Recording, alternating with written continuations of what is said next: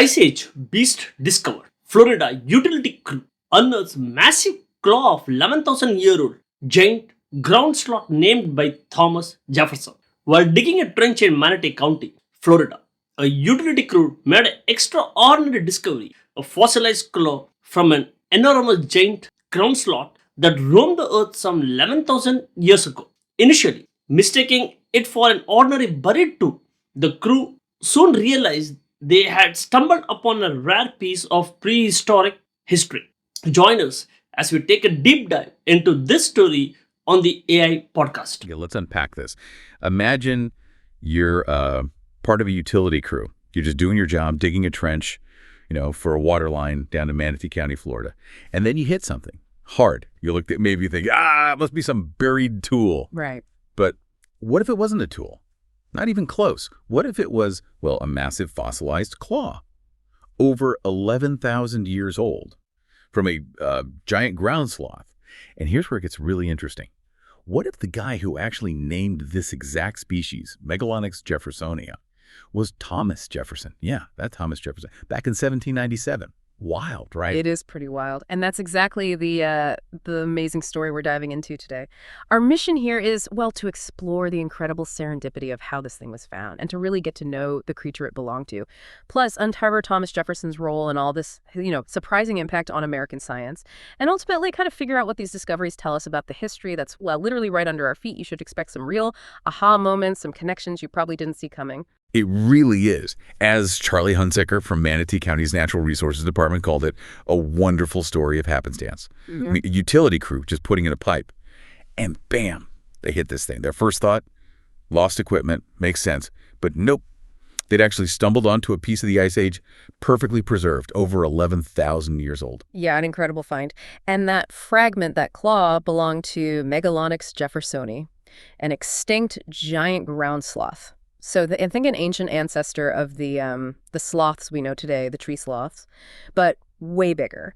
Now, Megalonyx was actually sort of medium-sized for its family, still weighed about 800 pounds, though. 800 pounds. Okay, that's not small. No, not at all. And just for comparison, its relative Megatherium, now that was colossal, could get up to maybe 8,000 pounds, stand 13 feet tall, just massive. Wow. So these guys, the Megalonyx included, they roamed all over North and South America during the Pleistocene, the Great Ice Age. They were herbivores, plant eaters. They had these sort of blunt snouts, big jaws, and peg-like teeth, all basically designed to grind up tough plants. Okay, herbivores. But that claw you mentioned, the one they found, it makes you think, right?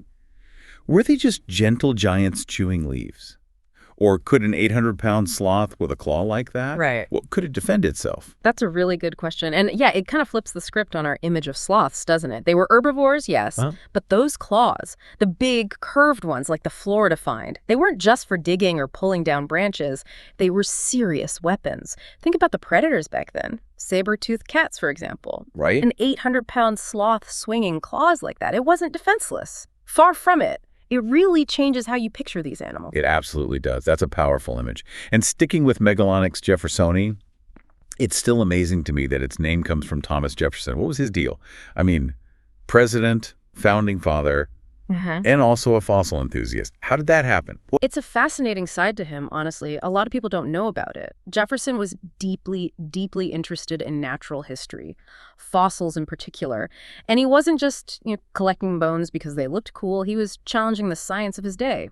Back then, the prevailing idea was that species couldn't go extinct. It just wasn't thought possible. Huh. Really? Yeah. So when Jefferson got hold of these bones, the Megalonyx bones, he first thought they might be from some giant lion or cat. He presented them to the American Philosophical Society, studied them carefully. And his work, his insistence on classifying this massive unknown creature, it really helped push back against that no extinction idea. It was basically foundational for American paleontology. He helped kickstart the whole field in the U.S. Wow. So challenging scientific dogma while also, running the country. Impressive. And thinking about where these creatures lived, Charlie Hunsaker mentioned their migration, right? He said something like, when South America and North America joined, those animals migrated up through Texas, Mexico, and into the southeast, which is like a tropical jungle back then. So if they came up through the southeast, why is finding one in Florida considered so rare? That seems a bit counterintuitive. It does seem a bit strange at first glance, yeah. But the thing is, while they did migrate through that area, most of the actual fossil discoveries, the places where we find lots of bones, tend to be concentrated much further west. Think along the Rocky Mountains, parts of California, Oregon, even up into Alaska, believe it or not. Alaska. Yeah. So finding a really well-preserved specimen like this one in Florida on the East Coast, it's actually quite special. It gives us valuable clues about just how far east their range extended, what kind of habitats they really preferred here, makes it scientifically important. Okay, that makes sense. So location, location, location, even for fossils.